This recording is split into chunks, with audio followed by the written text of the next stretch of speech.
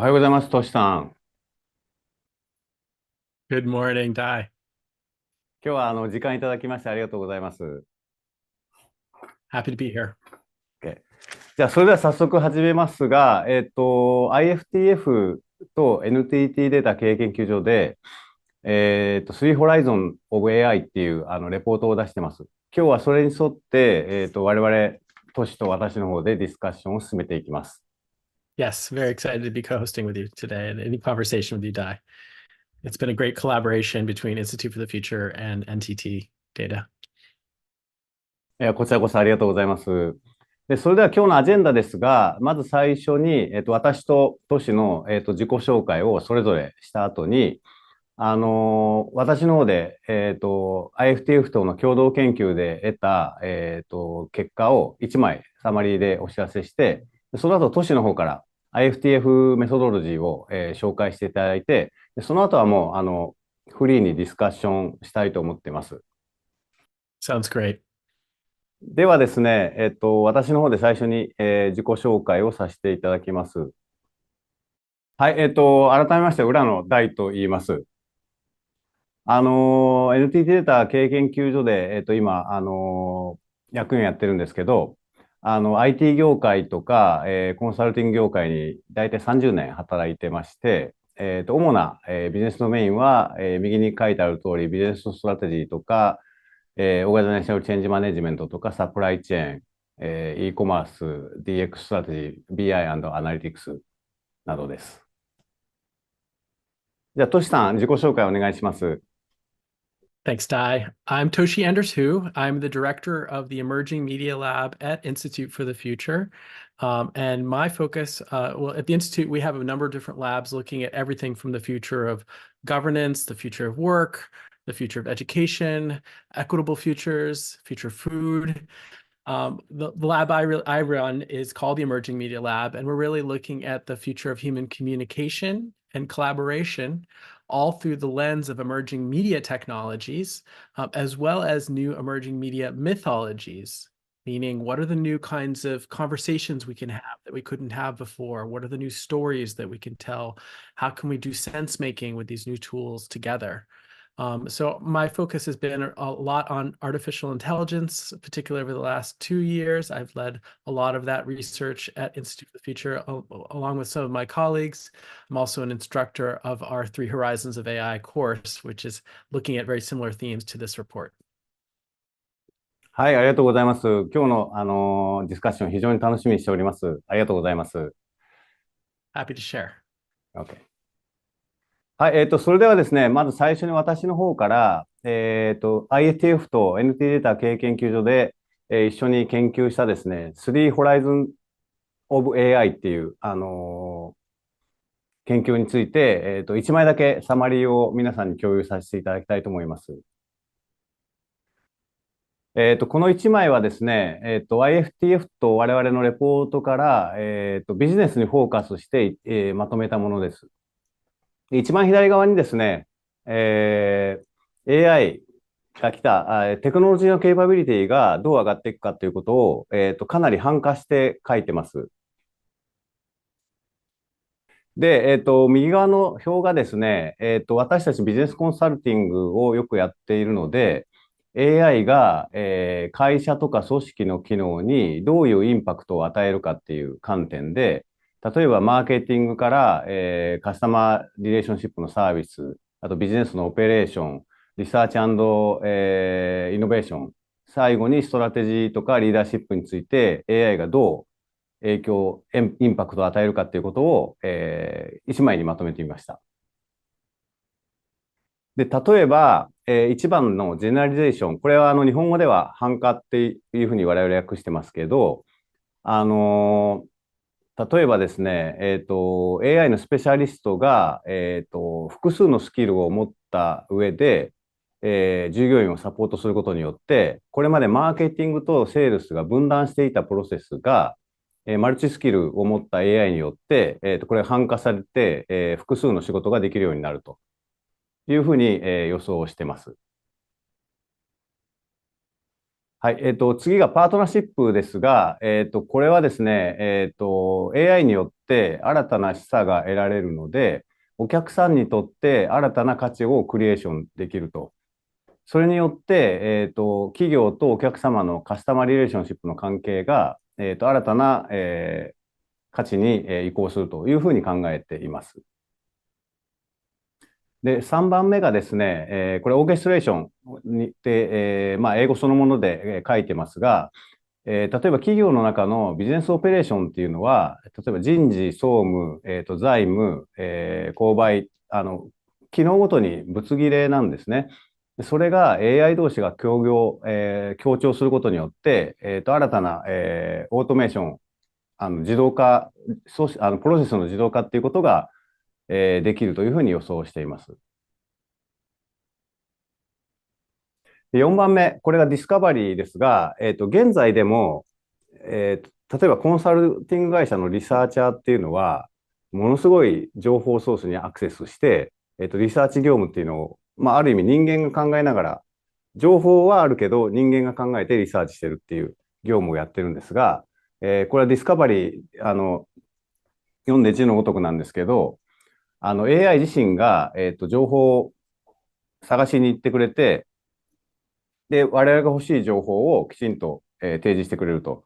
で、そういった意味で、研究開発とかイノベーション、もしくは新規事業の開発っていったところにかなり大きなインパクトを与えるというふうに思っています。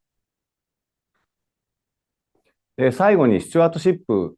これなかなか日本語に訳すのが難しいんですけども、例えば経営者、企業の経営者のお客様ですとか、管理職、リーダーシップを発揮しなければいけないリーダーたちっていうのは、よく日本語で議論するときの壁打ち相手っていうんですけど、今はある程度の、知識とか経験を持った、パートナーに対して、経営者っていうのはこう議論して自分の気づきを得て、思考を巡らしていくっていうことをやってるんですけど、その議論の壁打ち相手が、AI によって取って変わると。で、AI が高度化すると、経営者なり私たちが気づいてないことを AI が議論の相手として回答してくれるっていうことを、予想してまして、そういった意味でストラテジー&リーダーシップっていう、ところに影響があるというふうに思ってます。ここまでが私の、すごく一枚にまとめた大まかな、理解なんですけど、ここでなんかトシさんから質問とか、これお前違うよ理解がみたいなのがあったら教えてください。No, I don't think anything was wrong. I think it was very insightful breakdown. I'm happy to make some comments if it would be helpful. じゃあ次に、トシさんから、IFTF の、説明してもらえます？ Sure. I'm happy to talk about IFTF's foresight cycles. This is a big map, essentially, of our foresight methodology. We've been developing our methodologies over the last 50 plus years. We're the world's longest running futures organization. And we have really divided up a number of our different tools into 4 parts of a larger cycle here. So as you see on this slide, we have our prepare cycle, our foresight cycle, our insight portion, and our action portion. And really, this is what helps us really structure our strategic foresight practice in to have a more robust structure to get to the more in-depth insights. So I could share a little bit about some of these cycles. When we start in the prepare, this is the portion of the foresight cycle in which we are gathering what we call evidence, our signals and drivers that are going to help us develop our foresight and our forecasts in the second cycle. This is really important because one thing that we like to say that is important is that no one can actually predict the future, but it is still very valuable and important to think both strategically as well as creatively about the future. And so when we develop our forecasts in the foresight section, we want to make sure that they're grounded in some plausibility. And that's why we gather data and evidence about the future. And so the evidence is in the form of what we call signals and drivers. And Signals are essentially, it's a short version of signals of change. These are real world things that are happening in the world. That could be a new scientific discovery. It could be a new law that is passed. It could be a new social behavior. It could be a new natural phenomena that is changing. But usually these are small stories of things that could signal the ways that things could change in big ways in the long term. So that's signals. And then we're also looking at drivers, and drivers are the bigger forces, the context of the world, things that are more established that we understand. So those could be things like climate change or an aging population. And it's through the combination of these signals and drivers that we develop our forecasts in our foresight section. So in the foresight section, we take these signals and drivers and we combine them into forecasts. Now, in strategic foresight, a forecast is not the same as a financial forecast or even a weather forecast. We're not looking at quantitative, calculated data to try to imagine. We're trying to anticipate. We're actually combining actual real world data, these signals and drivers, with also our imagination. And this is something that's quite unusual in the business world, right? You're usually not encouraged to think imaginatively. And this is a really important part of foresight. So in the foresight section, we then develop our forecasts, and our definition at Institute for the Future of a forecast is a plausible but compelling and provocative narrative about the future that helps us think differently today and make better decisions today, because it's helping us to anticipate not just what is going to happen, because again, no one knows what's going to happen, especially in a volatile and changing world like today, but it helps us imagine a range of possible ways the world can change. And then more importantly, it helps us imagine how we as individuals, as organizations might operate or exist in these futures. And that gives us a lot of insight into who we are today and how we might need to grow, change, transform, adapt in the coming years as things change. And then from that foresight, we develop our insights. And then from that, you develop action plans to pursue the preferred futures that you would like to pursue. はい、ありがとうございます。非常にわかりやすい、説明でした。ただですね、私自身もそうなんですけど、なかなか、シグナルとドライバーを見つけ出す、プリペアのフェーズと、シグナルとドライバーをもとにフォーサイトを作り出すっていうところには慣れてなくてですね、これについてはもう最後の、我々のディスカッションの中で、深掘りして聞いてみたいと思います。We can, yes. Let's talk more later about that. OK、ありがとうございます。では続いてですね、QA セッションに移りたいと思います。で、この QA の構成、全体の構成をまずお話ししとくと、まず AI が与える仕事とか企業、組織へのインパクトっていう、大括りの枠で、我々質問を考えてます。で、そのうちのまず最初にですね、じゃあ AI が仕事に影響を与えるだけれども、それは、効率化の部分なのか、いやいや、コンサルタントのようなプロフェッショナルな部分なのか、もっとクリエイティブな部分なのかっていう、大きな2つの軸でまず考えました。で、一番最初に、まずじゃあ AI が、transformed the way we work って書いてあるのは、まあ、我々が普段やってる、オペレーショナルな仕事ですね。これはもう日本人がかなり得意で、改善をして、オペレーションを効率化していくというところについて、AI が、どんなようなインパクトがあるというふうにお考えでしょうか。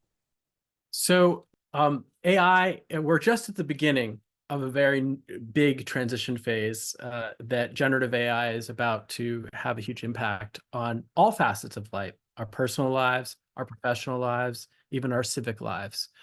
But it's certainly poised to have major impacts on work today and the future of work as well.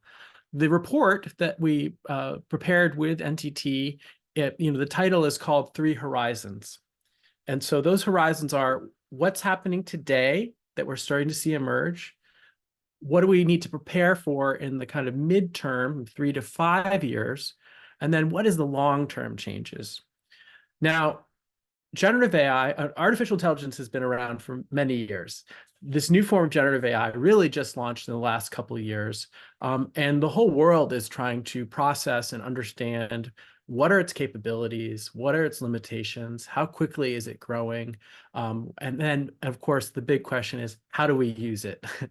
And it's a really unusual technology for a number of reasons. But one of the really powerful things about it is a general purpose technology.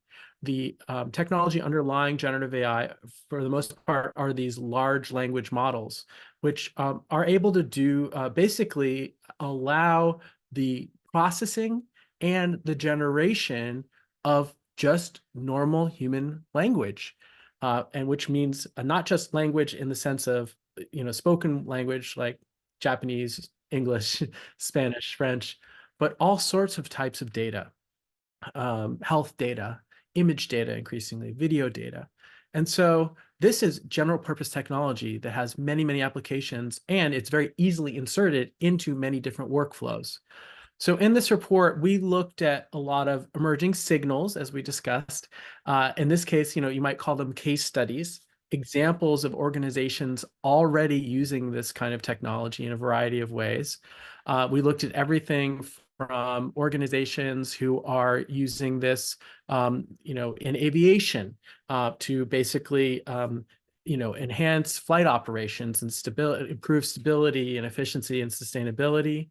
We looked at organizations in the retail space like IKEA, the big furniture retailer, who has been essentially using this for customer service bots and taking all of that work to answer very repetitive, rote questions from customers, and actually now allowing those humans to do other more creative work, being interior design consultants now. So a shifting of work from more things that now bots can do to things that humans are much better at doing. We also looked at companies like Procter & Gamble who are using this technology, even construction companies.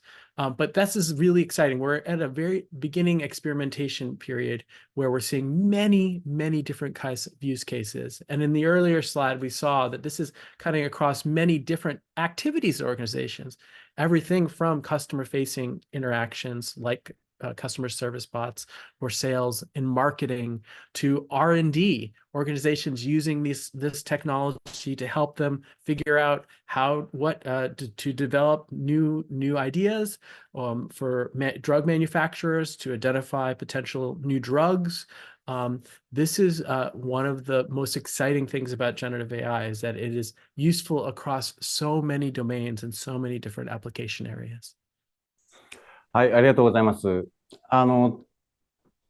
おっしゃった通り、マルチモーダル処理が可能になってきているので、これまでのテキストとか音声だけの AI ではなくて、画像とか動画とか、いろんなところから情報を集めて、今特にジェネレティブ AI では、仕事の上でですけど、テキストベースではもうほぼ仕事でも使えるようにはなってるんですね。ただ、それだけではあまりに、LLM はもう大規模の言語モデルですけど、汎用すぎて、割と、専門的な仕事にはまだこれからかなっていう気がしてます。で、一方で、そうした動きに対しては、LLM に対してスペシフィックな、ある業務や業界に特化したデータを組み合わせることで新たな価値が、出せるみたいな動きもあるんですけど、それについてトシどう思いますか？ Yeah, so one of the things that a framework we often use, and we did in this report, is this idea of, okay, if we look at signals of where things are, where is this going from, and where is it going to? So right now, we have these general purpose chatbots, right, like ChatGPT or Anthropic's Claude, and there's others. And those are just general purpose, right? They've been trained just on massive amounts of data scraped from the internet, and they can talk about Shakespeare. They can talk about, scientific things. They can talk about even human emotions at this point. But this is just what many people call the demo period. In fact, ChatGPT is a tool that many people are using. That was a research demo published by OpenAI just to test it with the public. It wasn't considered an actual product or tool. And yet it is so valuable already as a generalized tool because it's useful in all these different cases. Now that's today. We have these kind of generalized purpose, and having a generalized tool is very powerful.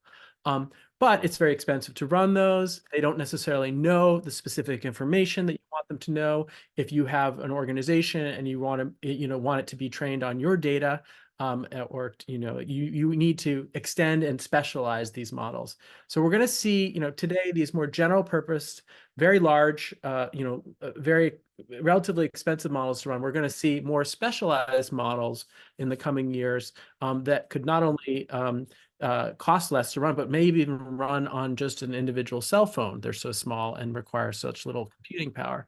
And that's because they're going to be focused on things. You don't need to necessarily have every model know about every topic, as well as companies are going to want these models to be specifically expert in, your products, your domain, your customers. And so there's increasingly new layers of architecture within generative AI that are allowing the creation of specialized models that are trained and tuned specifically to your organization and your data, as well as just being more hyper efficient so that we reduce cost at scale.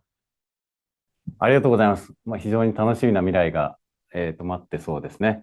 で、続いて2つ目の、クエスチョンに行きたいと思います。で、これはですね、AI のインパクトが、例えばコンサルタントのようなプロフェッショナル、例えば弁護士、もしくは、イノベーションにどうインパクトがあるかっていうことをお聞きしたくて、で、その理由はですね、一つ前の QA で話してたような、便利に使うとか、効率的に使うとか、会社の業務を、効率化しようっていうところはある程度見えてきてるんですね。AI の使い方として。だけどまだ私たちが見えてない世界が、例えば AI ドリブンのイノベーションってどんなものが起きるんだろうかとか、あとは、我々のようなコンサルタントにとって、知識とか、何でしょう、思考の方法とか、知識産業の人たちって、それが、なんていうの、付加価値なんですけど、それが AI に変わってしまったときに、変わらないですね。AI が代替しようとしてきたときに、どんなインパクトが起こるのかっていうことを、少し教えてもらえますか？ Well, I think there's going to be a wide variety of impacts. As I said, this is being applied in every sector across the world at this point. So we're going to see lots of different expressions, and this is a general purpose technology. But I would say also, that there's certain activities and sectors and professions that are already poised to leverage the benefits of generative AI. So a couple things to understand about generative AI. Right now, our kind of previous forms of AI were what we call classification AI. And those are really pattern recognition AI. Generative AI is what we call pattern completion or pattern generation. That's why it's called generative AI. It looks at data and then it generates new data somewhat based on the old data. And it's really a creative force in that way. Now, what's interesting is that when you build a generative AI system to try to predict, the next word in a sentence, like some of these text bots, or the next pixel in an image, some of these image bots, that it actually starts to generate a model of how the world works. One of the ways to predict the next word in a sentence is to also understand kind of how the world works. And so that's one of the most powerful things that people are, discovering with generative AI, is that these are tools to help us create models of the world. And, this is why we kind of loosely, or not loosely, this is why we refer to this as intelligence, because this is how human intelligence works as well, right? We take in information about the world, we observe the world, we interact with the world, we're multimodal, we hear things, we see things, we touch things, we experience things. That's our training data. Then we create predictive models of the world, and then we use that to try to anticipate and understand how the world would react with different actions that we might take. And so generative AI is really good at helping folks really create models of the world. That could be modeling, a new product, a new service. It could be modeling a city. It could be modeling a person and trying to understand how people might react to a product that you're developing.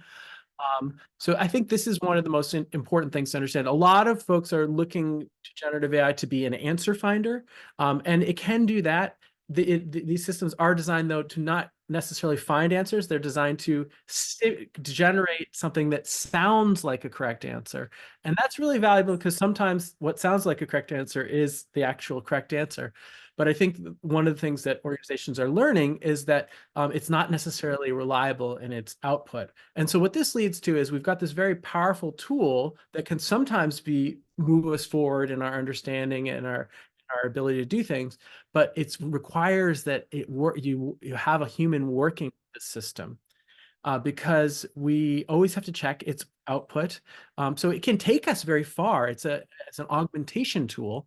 And I think organizations and individuals who see this as an augmentation, not a replacement for humans, are going to get much further, a lot faster, and produce systems and output that is much more reliable and dependable. ありがとうございます。非常に示唆に富む、コメントでした。で、今のトシの回答にも関連した3つ目のクエスチョンなんですけど、じゃあ理解する AI があって、インテリジェンスになってきたっていう段階において、とはいえ最後ディシジョンメイキングするのは人間だっていうふうに今おっしゃったじゃないですか。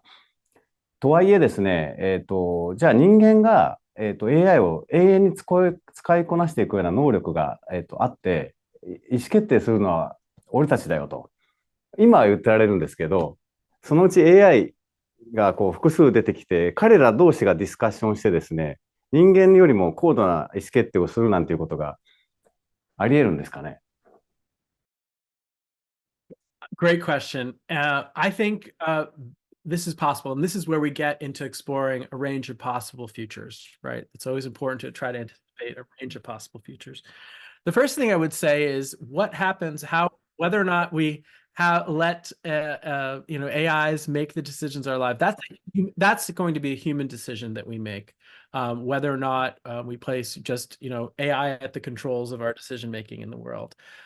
It's easy to kind of feel like, okay, we're entering this new technology world where AI is going to be so powerful. How can we control it? This is technology. These are tools. And we're going to make human decisions about how we want to deploy this technology, what guardrails we want to have on it.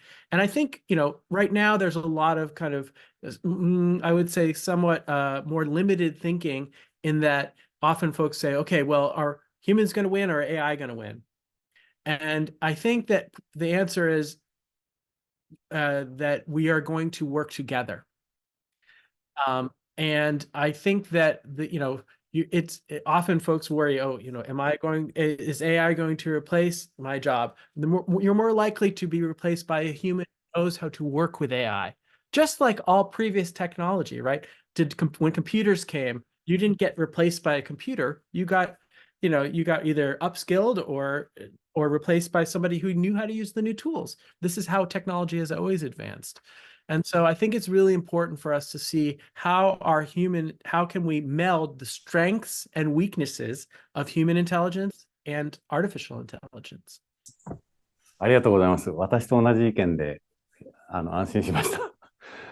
ですね、代替ではなくて、協業ってことですよね。Augmentation, yeah. で、例えば、我々、やっぱり意思決定しなきゃいけないタイミングってあるんですね。ディシジョンメイキング。で、AI で多分代替できるものは、この仕事儲かるのとか、この製品将来5年にわたって売れるのっていうような予測は、ある程度こう AI が代替してくれるんですけど、で、最後、例えば人事の移動とか、この人の持ってる、なんていうんですかね、人間的なバックグラウンドまでを、あと感情ですね、判断して意思決定しなきゃいけない場面においては、やっぱり必ず人間が必要になってくると思ってます。I think that's a great point, especially with things like HR decisions. If we put too much control in the hands of AI, they're going to miss a lot. I think it's a little bit can be short-sighted for those who think, okay, how can we just reduce our costs and how can we eliminate humans and their salaries from the equation? I think what organizations are going to find is that they're maybe in the short run they might reduce their bottom line costs, but they're also going to miss out on their top line opportunities. It's organizations that see this as a way to augment their human workers, their human leaders, their human decision makers, are going to leap forward much more quickly. If you look, many years ago, there was a chess competition to see if IBM could create a chess playing AI that could beat a human. And in many years, it didn't. And finally, one year, it finally did beat a human at chess. But today, do you know what the most difficult opponent to win in chess is? It's not an AI, it's a human AI team. Because humans bring a creativity, a contextual understanding. We even bring our emotions, which are a big part of not just decision making, but understanding the context of human relationships. And so there's many aspects of our humanity that are going to be important in integrating into these systems. And actually, you mentioned earlier, Dai, this idea of this future of not like an AI to rule us all, but there's actually going to be many different models and many AIs in the world. They're going to be talking to each other. They're also going to be talking to humans. Humans are still going to be talking to humans. And it's going to be an ecosystem, a complex ecosystem of lots of different intelligences. And in fact, this is in the report as well, today there's a lot of conversation around like, is OpenAI's GPT the most powerful model? Is Google's Gemini the most powerful model? And yes, they're building very powerful models, but for folks that are actually building kind of the future architectures of how these systems are going to work, it's not going to be one monolithic model. It's going to be many models talking to each other and making decisions, and including humans in those processes. And in fact, Microsoft is building this right now, where they're building something called AutoGen, which is a framework for having conversations between multiple models and humans. And they understand the importance of diversity of models and diversity of intelligence so much that Microsoft, who's spent $12 billion to have a stake in OpenAI, their architecture supports other companies' models and open source models, because they understand that the most powerful intelligence is going to be collective intelligence, diverse intelligence, drawing from many different sources.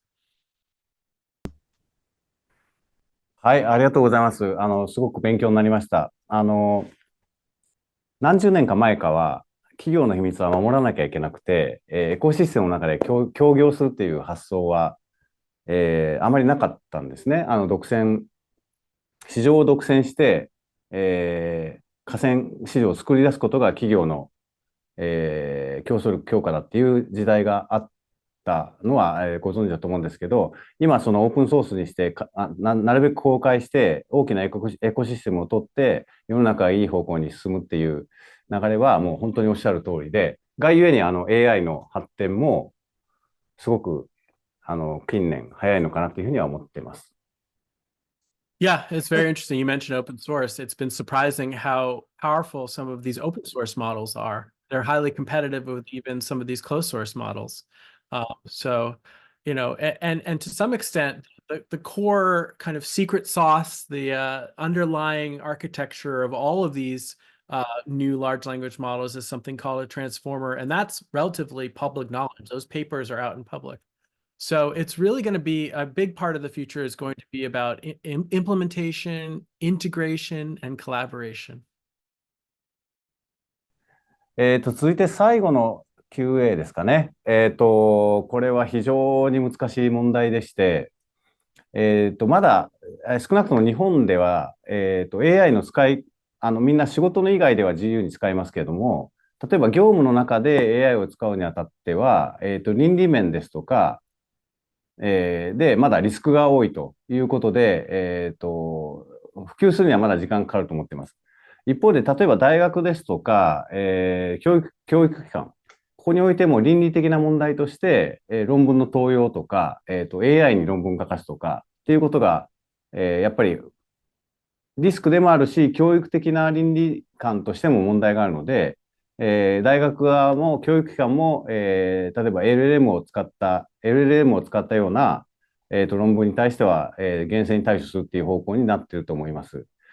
で、もちろん、教育とか、なんでしょう、ビジネス上のリスクだけではなくて、もっと人権ですとか、なんでしょう、いろんな、AI の倫理ってあると思うんですけど、ここについて、トシさんのお考えを少しお聞かせください。This is one of the biggest questions facing humanity right now. We have a very powerful, very disruptive technology entering in that is not only a new technology, but it's going to be talking with us, right? When we say large language model, I like to emphasize language is the operating system of all of humanity. And that's how we operate and negotiate all our personal lives, our professional relationships and agreements, and even our political and civic agreements. And we're about to have these non-human entities participating through language in operating our society at all those levels. So this opens up many, many questions around ethics and accountability and responsibility. We are just at the beginning of trying to identify what those are. Part of why it's challenging to even figure out what the ethics are of AI is we're not even, we haven't fully discovered all of the capabilities. So how do you even know what the rules should be or how to contain it if you don't even know what it can do yet? That's not to say we don't know many things it can do, but we are continuing to discover new capabilities of generative AI literally every day. But some of the kind of ethical areas that we surfaced in the report, some of the more important key ones that we raised were, number one, just bias. Now, when we look at this form of large language models, these are machine learning neural nets. And that means that they're not programmed by somebody. This is not a typical computer program when someone says, if this, then that. It's not that there's not rules that are designed. It basically takes in massive amounts of data and then through these specialized algorithms with these new large language models, they use something called a transformer architecture to turn that massive amount of training data into this massive map of meaning that then can generate output. And these neural nets are so complicated and they're not easy to follow. There's not instructions. They don't operate in the ways our human minds do. So it's very hard to figure out how, when you put some information in, how did it get to this output? And what we know, though, is that these systems become biased by whatever data they're trained upon. These giant, large language models like GPT, they were trained. We don't even know what exactly they were trained on. The companies don't tell us. We know it's just generally information scraped from the internet, but we don't know, what that data is. So those are going to bias the outputs of the model. And so this is really important for us to understand is that, your model is only as good as the data it was trained upon. Then, while we're talking about data, this whole new kind of this new era of technology and the kind of economics surrounding it, suddenly now data is the new oil, the data is the new gold. Like, what data can we train upon? And so now there's even more incentives to grab data. We've already had many privacy issues around, data privacy for individuals as well as organizations. It's a key issue. So how do we know what our data is being used for, what it's training on? I mean, there's huge controversies right now with even just ChatGPT. They're being taken to the U.S. Supreme Court in the United States by the New York Times, who said, you've just trained your model on all of our copyrighted material without any consent. And there's literally millions of people who feel that way. So these are issues of legal disruptions that we're going to have to be sorting through as well. Then we get to ethical issues of, really important human issues of, okay, if these systems are able to, these new AI systems are able to do many tasks as humans, what are the ethics of what the role humans have? Will humans be displaced in this world? Are we going to relieve workers of difficulty or tasks that are going to better be done by an AI? Are they going to be relieved and be able to do more creative work in their time, or are they going to just say, "Oh, now we can just eliminate half of or 90% of all these humans and just have this AIs do the work"? What are the ethics of that at a society level? So there's also, there's many issues. Those are just some that are surfaced in this report that specifically pertain to workspaces.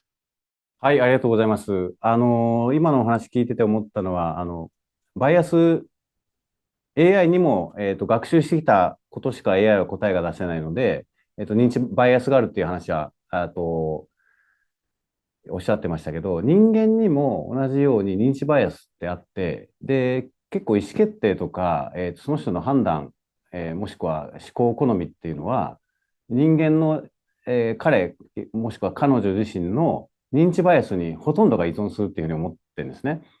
で、一方で、AI、LLM みたいな、大規模言語モデルは、少なくとも人間よりもたくさんの、認知バイアスの範囲は、学習できるはずで、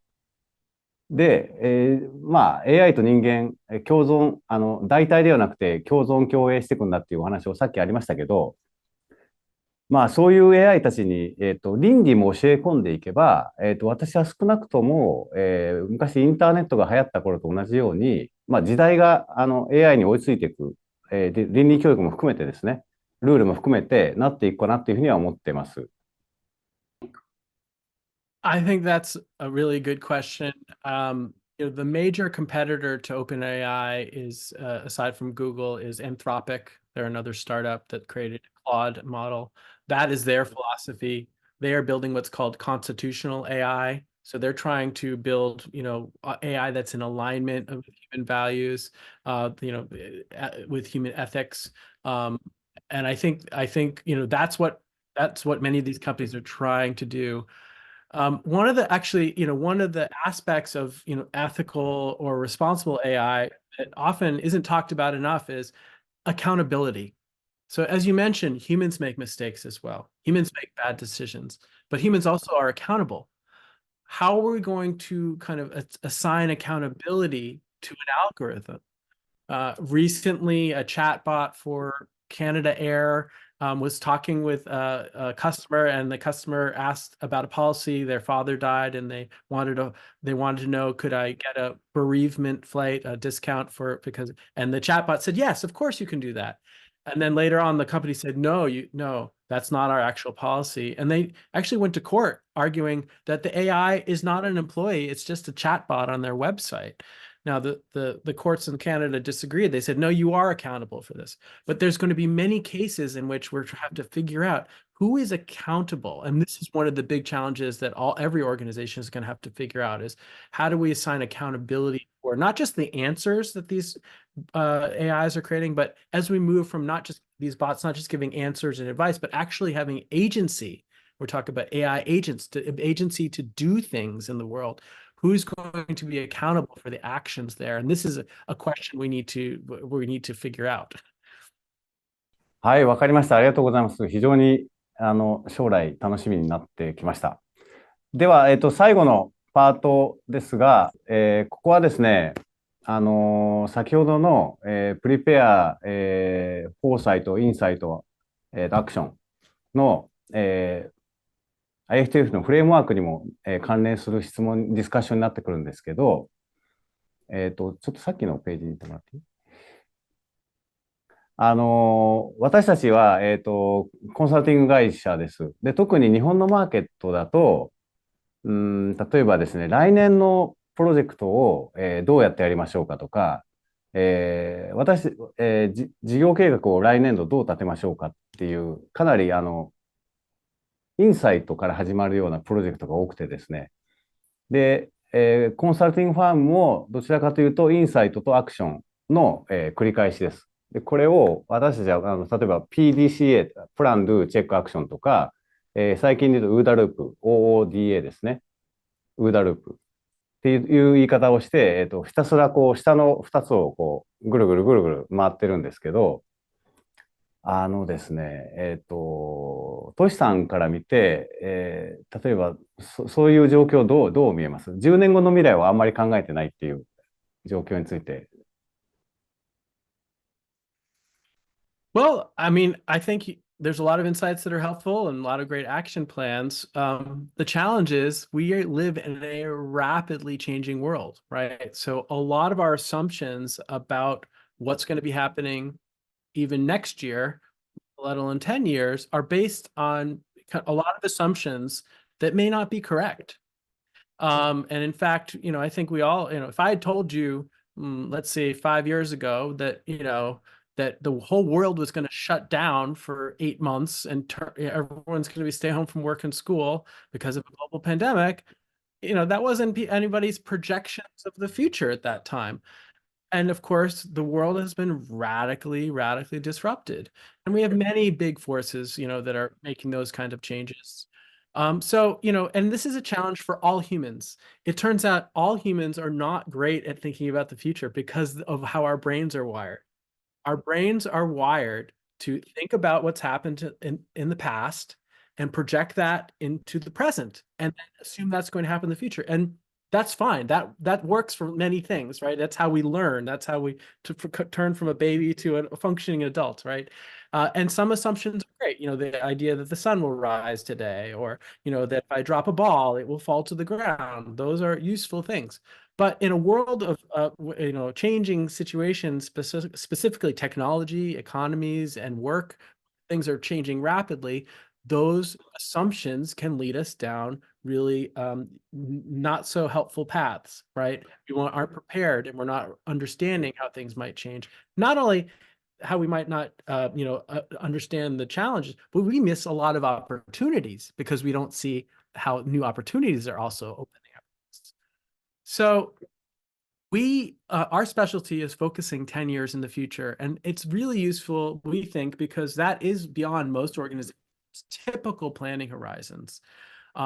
It is through our structured methodologies that we are able to undo the natural biases of our minds to assume that the future is going to be the same as the past, and use structured tools like the ones we've talked about to prepare our minds to think about all the ways that might change, the areas we want to focus, looking and paying attention to those small signals of change, those big drivers, and then using our process of foresight to combine those into forecasts, which are, plausible but and provocative narratives about the future that help us understand how things might change. So we may be doing a forecast 10 years in the future, and we also then, that's not to say, okay, we're just going to wait for that to happen. Then we do something called backcasting. We say, okay, we've identified these, 5 different possible futures, and we want to go more towards this one. But we're also aware that we may not have complete control of where the world is going. So we also need to be prepared for the other ones as well.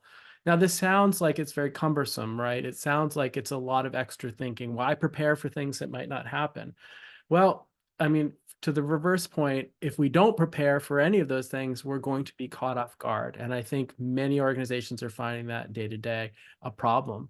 And so this is why we practice foresight. This is why we have developed our methodologies. This is why we work with organizations to not just anticipate what could change in the future in the world, but more importantly, to go through and develop scenarios, meaning not just ideas about the future, but do storytelling about, okay, what is it like to live in that future as an individual? What is it like to operate in that new future as an organization, so that you can begin to see yourself and your organization in different, I would say, more clear light about what are the assets that you have, what are the capabilities that you have, what are the strengths, where are your limitations, how do you need to grow and adapt and change to be able to meet not only those challenges, but to harvest those opportunities that are coming down the path. はい、ありがとうございます。特にプリペアのところで、シグナルを感じ取って、で、それをシグナルが起きていく、もしくはシグナルを推進していくようなドライバーが何かを見つけるということが重要だっていうふうにさっきおっしゃいましたけども、で、これはですね、どうしたらそのシグナルに気づくようになるんですかね。これはもうトレーニングなのか、もしくは日々の生活習慣なのか、さっきの認知バイアスの話に戻りますけど、認知バイアスも、習慣を変えようと思えば違うところに気づくように人間ってなるじゃないですか。で、例えば私は、電車で今通勤してるんですけど、まあ、東京の人ってほとんど電車で通勤するんですけど、ほとんどの人は電車の中でスマホを見てるんですね。多分自分が見たいニュースか、もしくは、X か、インスタグラムみたいなのを、まあ、好きな情報しか多分見てない。そうすると多分認知バイアスはすごく狭まって、シグナルなんかには多分気づきもしないと思ってます。で、ある日私は、これがまずいと思って変えたときに、例えば駅の中の広告を、電子ではなくて壁に貼ってある広告を見渡したときに、結構いろんな発見があったんですよ。これは50代男性向けの完全にターゲティングしたマーケティングの広告だなとか、だけどその広告の中身も、なんでしょう。今の時代に反映してるけど、30年前の、若い頃の記憶を蘇らせるような広告をわざとやってるなとか、で、話を戻すと、やっぱ認知、シグナルに気づくための日々の訓練、トレーニングは、意識的に、例えばトシさんなんかはやってきたんですかね。もしくは自然とできるものなのか。その辺ちょっと深掘りして教えてもらえます？ So we describe foresight as a practice, which means it's not something you pick up by reading, reading a list of tools or ideas. It's a practice. It's actually tuning your mind. It's actually shifting your own brain. As you said, cognitive bias towards just assuming you know what's going on in the world, or that you know what's going to happen. So it's a lot of the tools are about changing your individual cognitive bias as well as your organizational cognitive bias and blindness. I would even say cognitive blindness, because our brains are filtering devices. We filter out things that don't match our current model of the world. That's how our brains work, actually. So, but you can attune yourself to be able to pay attention more to, again, those signals of change. And those are the small sparks that you might otherwise overlook, that might not show up on a quantitative data analysis. They're qualitative moments. And so this is really where practice comes into play, and not just individual practice, it's organizational practice. So we encourage, basically, in part of signals practice includes not just generating signals and looking for signals, but sharing them with others, discussing what their implications could mean. And as you can see, the picture I'm painting here is that it's, again, not about any one signal, because in fact, no one signal is going to tell you what's going to happen in the future. It's more about shifting your mindset to being alert and aware of new possibilities and expanding your own mental models to include things that you might not have considered before. わかりました。私たちの会社からも、去年、何人か、IFTF のフォーサイトエッセンシャルの、トレーニングに参加させてもらいましたし、今年も、何人かまた参加させてもらう予定です。で、トレーニングでは、メソドロジーとかやり方を学んだ上で、なんていうんですかね、日本に帰ってきてから、もしくは日々の生活の中で、シグナルに気づき、ドライバーを、発見していくようなトレーニングと、個人のトレーニングと、それをメンバー、チームに共有していくことによって、もう組織としての、こういったフォーサイトを見つけ出すようなケーパビリティが上がっていくっていうことですよね。Absolutely. Institute for the Future, we are a futures research organization as well as a futures educational organization. So a large part of our work is developing our own research and forecasts and partnering with organizations like NTT to develop these forecasts. But we also work with organizations like NTT and others around the world to help them develop their own foresight capacities within their organizations. And this is a big part of our training. So we teach these courses in this whole foresight methodology that you see here. As I mentioned, I also teach an AI class that's part of our educational program as well. We believe that it's, I mean, similar, this idea of design thinking that kind of, that now is quite common, right? For many years, the idea was, okay, there's designers, they think about design, we'll bring them in when we need something designed. Now it's understood that actually design thinking is a mindset that helps everyone in an organization, especially leadership, think outside of the box, think in a more structured way to be able to innovate and develop and understand how to design human-centered products and things that are actually going to address people's real needs and challenges. So design thinking used to be something that only designers did. Then there was, consultancies that you would go and have them do design thinking for you. Now organizations have integrated design thinking into all levels of their organization. We are seeing a similar trend with futures thinking, that futures thinking is not a niche expertise. Futures thinking is a mindset that can help propel your organization and that anybody can learn and any organization can develop and integrate as a practice within what they do. なるほど。わかりやすい説明ありがとうございます。デザインシンキングも、おっしゃる通り、デザインシンキングっていうこと、ものが出てきた頃は、それはデザイナーの仕事でしょとか、例えば我々コンサルティング会社も、デザインコンサルってかなり何年か前は流行ったんですね。だけど、それが組織の中に染み込んでいくと、みんなのマインドセットとして、そうデザインアプローチっていうものが大事だということが分かってくると、もはや、なんて日常になってくる。一つの機能だけを見るんではなくて、システム思考っていうと大きすぎますけど、全体を見た上で、デザインするっていうことは割とこう、染みついてきてます。で、一方でですね、デザイン思考を、やるような、こう、マインドセットと、本当にテクノロジードリブンの AI 側の、マインドセットを持った二極の種類の間に挟まれているのが、ビジネスコンサルの我々みたいなところで、かなりこう危機感を持ってるんですね。例えば、ジェネレティブ AI が出てきたときに、これで仕事が変わるよっていう、こうテクノロジー側からのこう攻めとですね、デザインシンキングは少し落ち着いてきましたけど、出てきたときに、いやいや、ビジネスコンサルじゃなくても、これからデザインコンサルだよみたいな話ができてきたときに、もともとトラディショナルな、ビジネスコンサルっていうのは、すごい危機感を持ってて、今どっちかっていうと、どっちつかずの感じなんですね。どちらかというとテクノロジーに寄ってますかね。で、その辺の、なんていうんですかね、もう、ほとんどこう、本音の話になってくると思うんですけど、トシさんから見て、変な言い方ですけど、こう、勢力図争いとか、人間のこう、ビジネスの領域のこう、勢力図みたいな風はどういうふうに見えてますかね。Well, I'm glad you asked how I feel about it because I think that's a really important aspect of this. I mean, change is difficult. Humans, we depend on things being consistent so we can operate in our world, right? So change is difficult for everyone, some more than others, but everyone is challenged with change.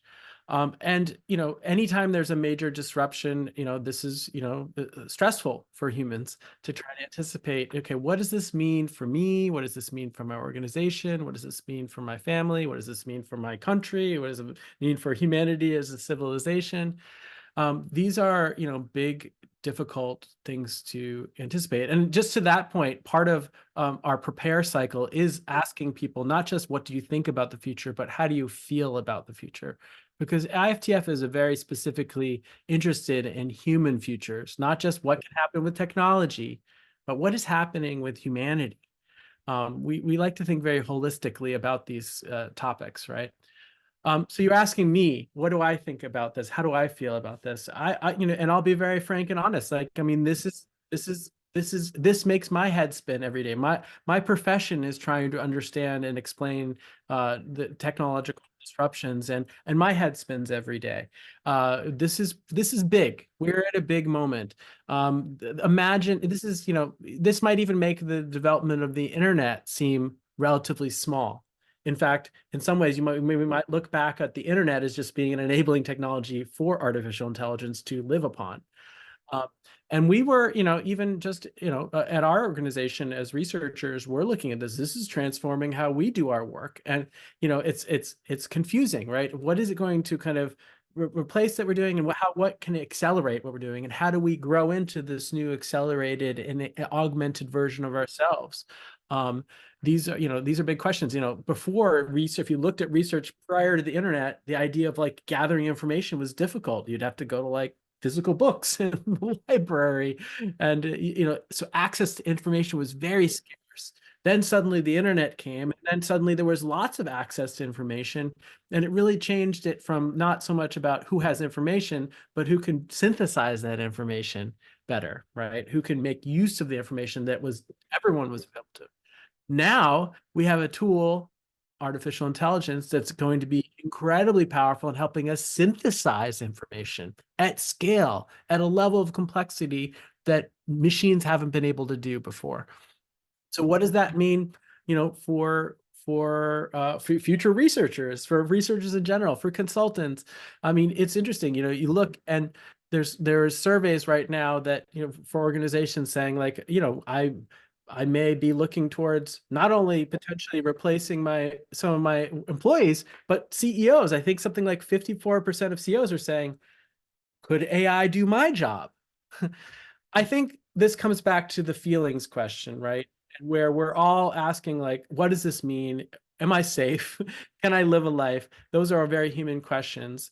Will I have a good organization? Will I have a good, stable society? Those are very important human questions. And I think that, when I step away from kind of, concerns and fear, I come back to, my professional futures hat. And one of the things that you can learn about the future is that often we have very simplistic ideas about the future. So right now, people are asking, like, is AI going to hurt humanity, or is it going to save humanity, right? And I think the answer is it's actually much more complex and weirder than that. Part of why we're struggling and why it's stressful is that we don't have even the language to understand. Remember, before the internet, like trying to explain to somebody what going on the internet and getting real-time information, let alone just the basics of like, yes, you can go to a website, get information. That was so beyond our concept, and like, let alone all the, several decades of applications and new services and new social communities and new ways of publishing user-generated content that were so outside of our previous mindset that it was just really difficult to understand. So we're lacking kind of even the language and the conceptual frameworks.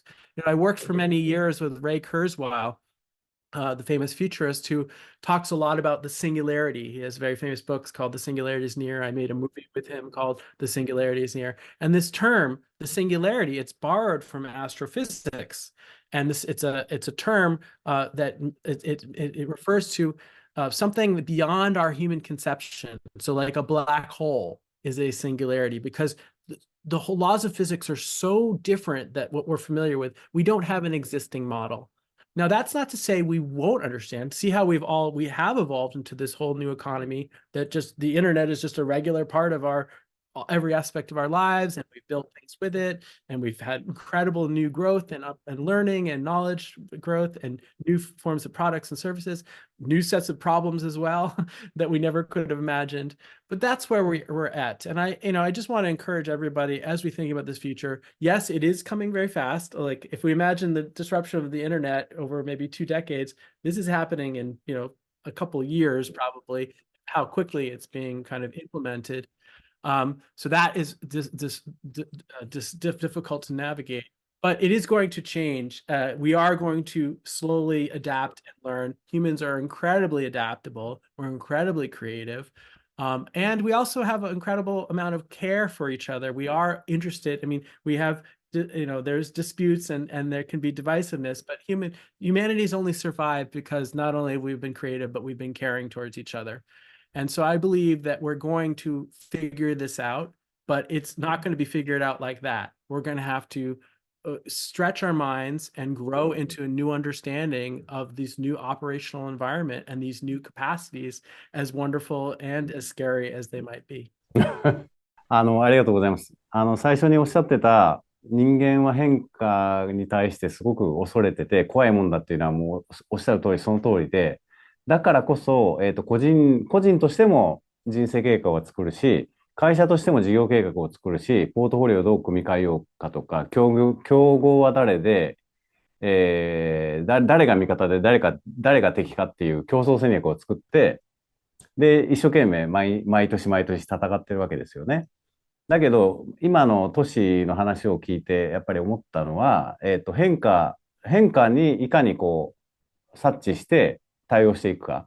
がゆえに、プリペアの中の、シグナルを発見する、シグナルを感じ取る、まあ、能力を取るために、プラクティスがやっぱり必要で、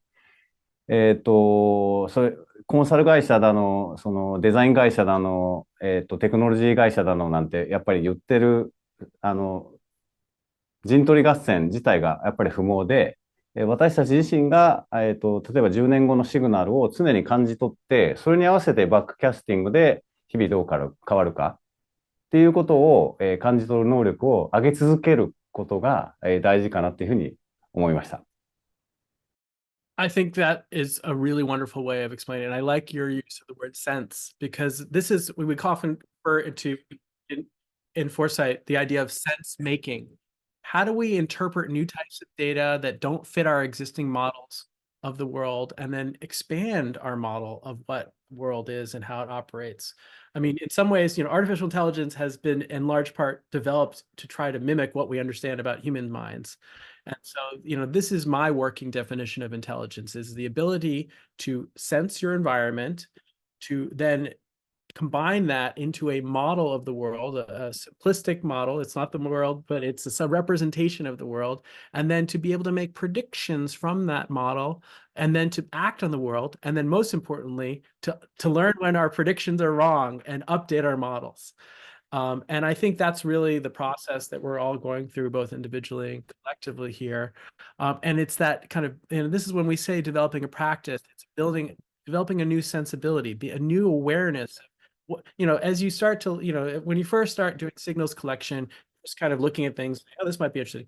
As you not only collect signals, but share them, and as well as develop forecasts from them, and think about what are these long-term implications, especially when they combine with other signals and with other drivers. After you've gone through that process multiple times, you start to get a sensing for, okay, what are the significant signals that we should be looking for? And it's that kind of awareness that I think helps organizations build that kind of basically resilience. And that's really the purpose of foresight work, is not to know what's going to happen, but to build resilience and the ability to adapt and change, and also have a clarity of understanding as things change, はい、ありがとうございます。トシさん、非常にうまい最後の言葉でまとめていただいてありがとうございます。はい、そろそろですね、この辺で、終わりたいと思いますけども、IFTF さんとは、引き続き、我々の方でパートナーシップを、継続した上で、トレーニングもさせてもらいますし、共同研究っていうものも、今後、やっていきたいと思いますので、ぜひ、我々自身がシグナルに気づくような、プラクティスを継続できるように、協業していければと思います。ありがとうございます。Thank you. Can I say one more thing about the partnership that I really wanted to share? It was really wonderful to work with NTT on this project because, IFTF, we're obviously tracking technology very closely, and that's an important part of signals. But as I mentioned, we think very holistically about what is the context in which these signals are in, what's the human world that this is in, what are the cultural contexts, what are the specific considerations and values of the human organizations that are where this is operating in. And it was really valuable to work with NTT specifically on this report, honing in not just on how generative AI might transform the workplace and the role of workers, but really specifically thinking a lot about the context of Japanese business and Japanese culture. This really expanded our model, being based in the United States, of understanding like how this is going to impact in different ways because of the human context that this technology is being deployed into. So it was a very good learning experience for us, and working with NTT helped us expand our mental models of the future as well. いえ、こちらこそありがとうございます。それでは、IFTF の、トシさんと、NTT データ経営研究所の、浦野の、対談はこれで終了したいと思います。ありがとうございました。Thank you so much, Ty. It was a pleasure to be here and work with you.